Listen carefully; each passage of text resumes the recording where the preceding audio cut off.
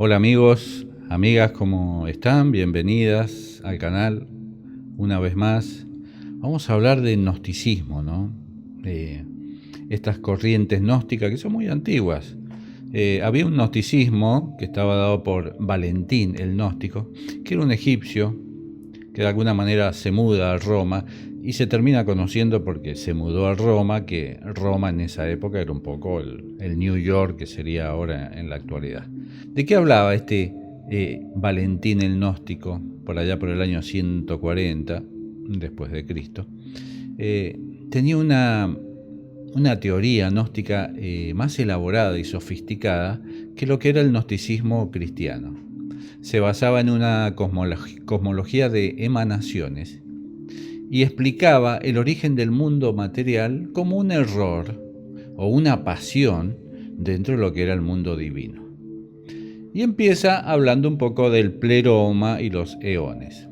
Al principio decía que existía el Padre, el absoluto, el Dios verdadero, también llamado abismo o profundidad. Ya los nombres no son muy para este Dios, abismo, profundidad. Es absolutamente trascendente, incognoscible por sí mismo. De él, de este Dios, emanan parejas de eones. Hace creaciones. Este Dios hace creaciones femenino-masculinos. Le llama eones. Hace parejas. Hace 30, crea 30 eones, masculino, femenino. Son seres divinos, arquetipos espirituales perfectos. Son manifestaciones y atributos de este Dios absoluto. Estos 30 eones juntos conforman el pleroma, la plenitud. El mundo divino perfecto, espiritual e invisible. Entonces eso es el pleroma. El Dios absoluto, el incognoscible, y estas 30 creaciones hechas en pareja. Pero hay una especie de estructura, de jerarquía adentro de estas creaciones.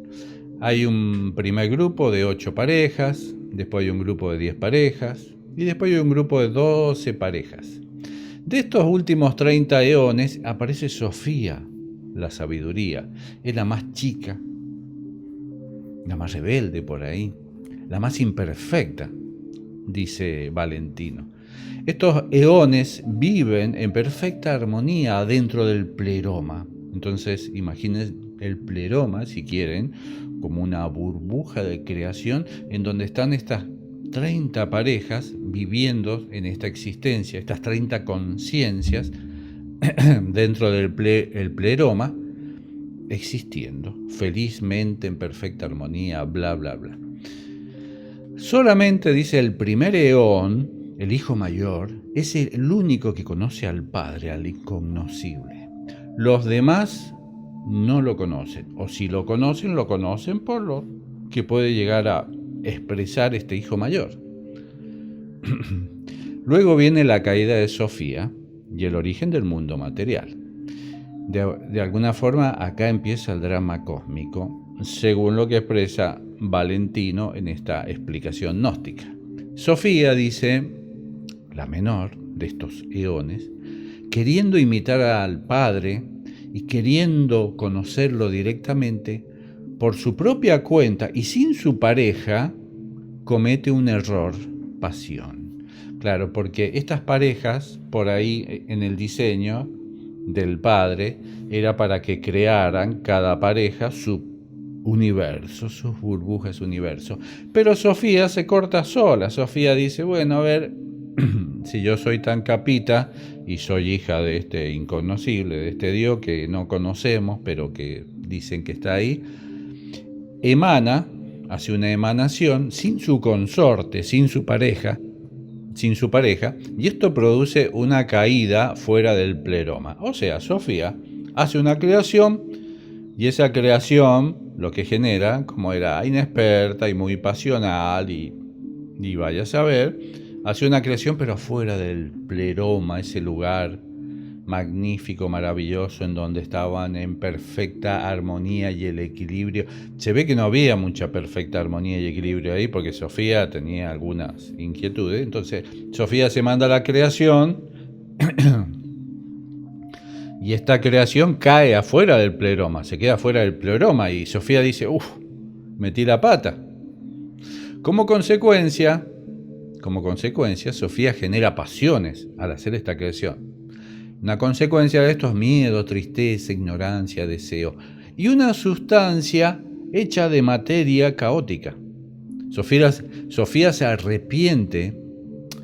En algunas versiones, hay varias versiones de este Valentino, dicen que Sofía se divide a sí misma. Una parte de Sofía permanece y se queda en el pleroma, y la otra parte se sale fuera del pleroma para tratar de arreglar este error, o no, que se mandó. Mete la pata, Sofía. Entonces dice, una parte mía queda adentro, otra parte mía queda afuera. ¿Y cómo aparece el demiurgo en esto? Dice, el demiurgo, que es el creador del mundo material, y no es el Dios incognoscible que creó a los eones, es un ser inferior, dice, en este sistema valentiniano, y es el Dios de las pasiones y la sustancia producida por Sofía. Entonces, de esta cosa que crea Sofía afuera del pleroma perfecto, aparece el demiurgo. En muchas versiones dice que Sofía es la que le da la forma al demiurgo. Sofía lo crea como si fuera un hijo. Y lo hace en base un poco a lo que había visto en el pleroma, porque al dividirse Sofía empieza de alguna manera a perder lo que era ese conocimiento, esa existencia del pleroma, y en base un poco al aturdimiento que le queda por haberse subdividido, crea este demiurgo. Este demiurgo, que es de naturaleza psíquica, anímica, no es totalmente espiritual ni material, se cree el único Dios. Y empieza a crear, dice, yo soy Dios, empieza a decir, y no hay otro. En realidad actúa inconscientemente impulsado por Sofía. O sea, un poco como que Sofía se transforma en el espíritu, en la posesión del demiurgo, que empieza a hacer una creación ya fuera del pleroma. Empieza a hacer una creación más o menos recordando cómo era el pleroma, pero tiene que crear cosas en base a una sustancia que creó ella por fuera, y esa sustancia, esa materia prima es distinta de la materia prima del pleroma. Entonces, bueno, ella intenta hacer una creación a través del demiurgo de lo que sería este mundo físico. Entonces organiza el material que provenía de las pasiones de Sofía, crea los 7 cielos, los planetas, crea los ángeles y arcontes, sus servidores, crea el mundo material, o sea, crea un ejército de seres. Y al final se crea el ser humano, al cual le insufla un alma psíquica. En este concepto que dice Valentino, dice, el demiurgo no es tan malvado. Acá, Valentino no lo está pintando al demiurgo como tan malvado, ni tan psicótico, ni tan paranoico, sino que de alguna manera lo está pintando como ignorante, como ciego, como que está siendo manipulado, como que está poseído por su madre, que tiene una confusión, se cree que es el Dios supremo, pero solamente es un instrumento del inconsciente de Sofía, de su madre, y del plan divino de redención. Estos valentinianos identifican al demiurgo como un dios del Antiguo Testamento, el dios justiciero, creador del Génesis, bla, bla. O sea, Valentino no es tan malo con el demiurgo. Dice, es un pobre imitador, no es malo, es estúpido, es ignorante. Ya ve, es estúpido e ignorante. Entonces, en resumen, el Padre, el absoluto, que nadie conoce, emana los 30 eones. El último eón, Sofía, a través de la pasión, de la emocionalidad, crea y produce la sustancia caótica, con toda la emocionalidad que hay adentro de la sustancia caótica. y Sofía termina formando un ser psíquico, el demiurgo. Este demiurgo, este ignorante, crea el mundo material, los cielos, los hombres, un poco lo está creando a través de la psiquis de su madre.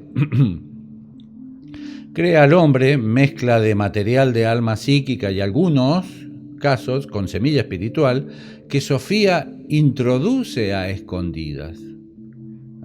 Entonces, ¿qué hace Sofía? Sofía, aparte de manipularlo, aparte de ser una vieja manipuladora, le da chispas,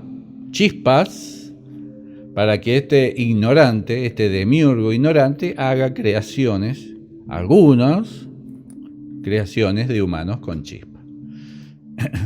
El verdadero Dios, cuando se entera del moco que se manda esta Sofía, envía al Salvador, al Cristo, al Logos, para que traiga el conocimiento, para que traiga la gnosis y para rescatar las chispas espirituales que están atrapadas en el mundo material. ¡Qué quilombo!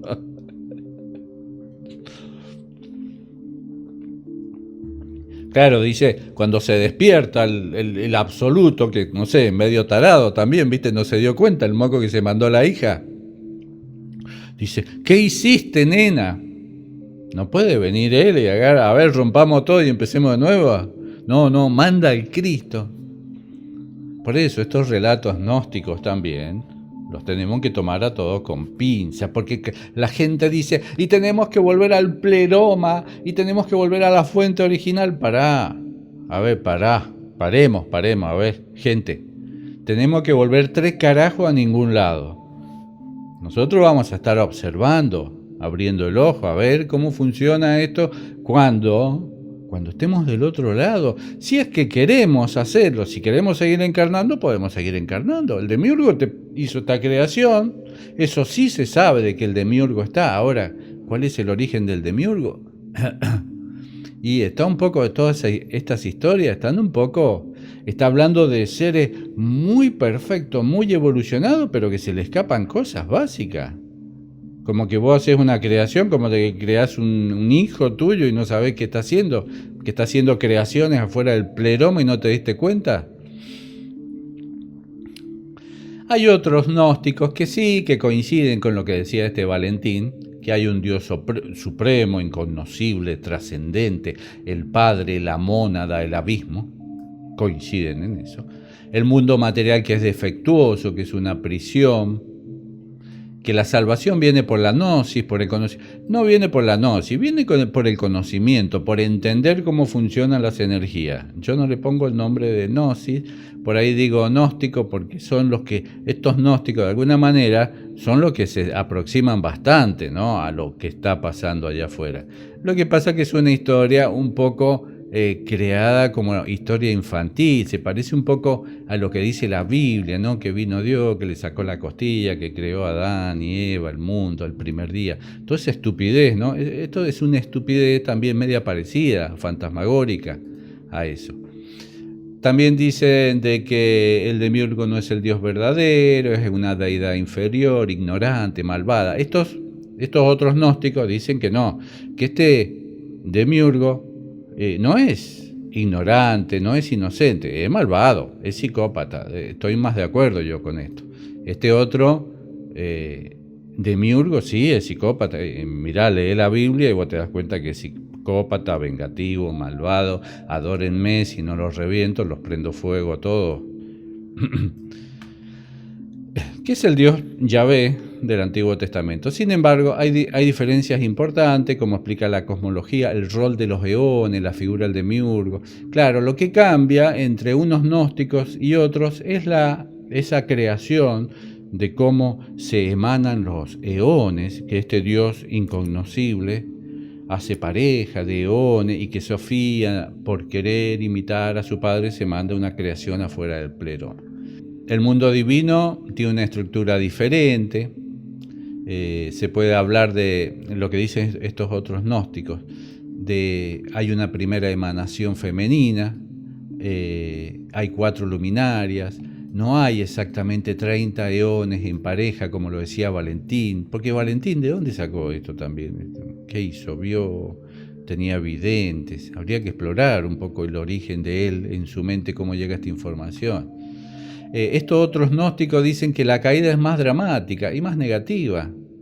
También dicen que Sofía, la sabiduría, produce por error al demiurgo, que es un ser malvado, arrogante, tiránico, con cabeza de león, y que sus arcontes y ángeles inferiores crean el mundo material como una cárcel para atrapar las chispas divinas. El demiurgo es mucho más negativo que en lo que decía Valentino. El demiurgo es el enemigo activo, no es ignorante. Hay otros sistemas gnósticos como el de Basílides de Alejandría, también en el año 130 después de Cristo.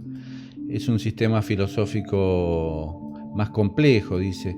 No existe el mito de Sofía, tan central. Empieza solamente con un padre no engendrado, que produce una serie de emanaciones. O sea, también habla del incognoscible. Todos los gnósticos te hablan del incognoscible. ¿Qué es lo que yo cuestiono, no? Lo cuestiono, el incognoscible. El incognoscible no se dio cuenta que tuvo una pérdida, o sea, se le pinchó una rueda y siguió andando el incognoscible. Acá en este Basílides habla de 365 cielos o esferas, cada uno por un día del año. Y este también está hablando de un sistema de 365 esferas basado en un calendario que fue inventado muy posterior a la creación. Salvo que haya estado todo preprogramado, ¿no? El demiurgo dice, es el dios del último cielo, el dios de los judíos, es ignorante, es celoso, causa guerra, sufrimiento, porque se cree que es el único Dios. Cristo es enviado también desde lo alto para liberar las almas que tienen chispa divina. Acá aparece Cristo también como Salvador.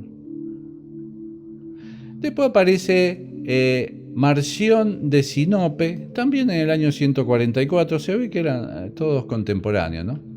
Este Marción es más dualista, es más simple.